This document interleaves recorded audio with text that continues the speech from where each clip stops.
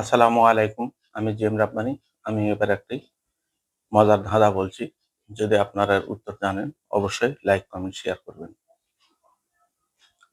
একজন পূজারী কিছু ফুল নিয়ে একটি পুকুরে পূজা দিতে যায়।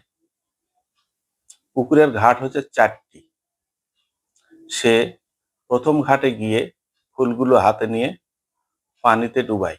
ডুবার পর ফুলগুলো দ্বিগুণ হয়ে যায়। তারপর সেখানে ১ম ঘাটে কিছু ফুল দিয়ে পূজা করে। আবার বাকি ফুলগুলো হাতে নিয়ে ২য় ঘাটে যায়। সেখানে আবার ফুলগুলো পানিতে ডুবায়। ডুবানোর পর আবার ফুলগুলো দ্বিগুণ হয়। দ্বিগুণ হওয়ার পর সেখানে আবার পূজা দেয়। ১ম ঘাটে যতটি ফুল দিয়ে পূজা দিয়েছে, ২য় ঘাটে ততটি ফুল দিয়ে পূজা দিয়েছে।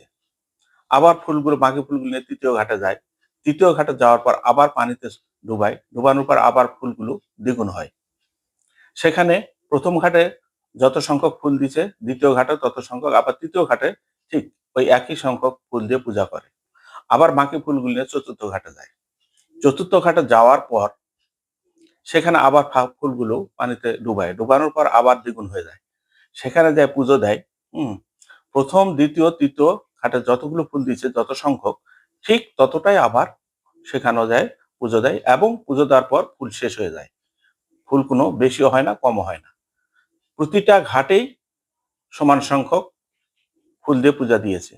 এখন আমার প্রশ্ন হচ্ছে, সে ১ম এ কতগুলো ফুল নিয়ে পূজা করতে গিয়েছিল? যদি আপনারা এর উত্তর জানেন অবশ্যই লাইক, কমেন্ট, শেয়ার করবেন। ধন্যবাদ আপনাদের সবাইকে।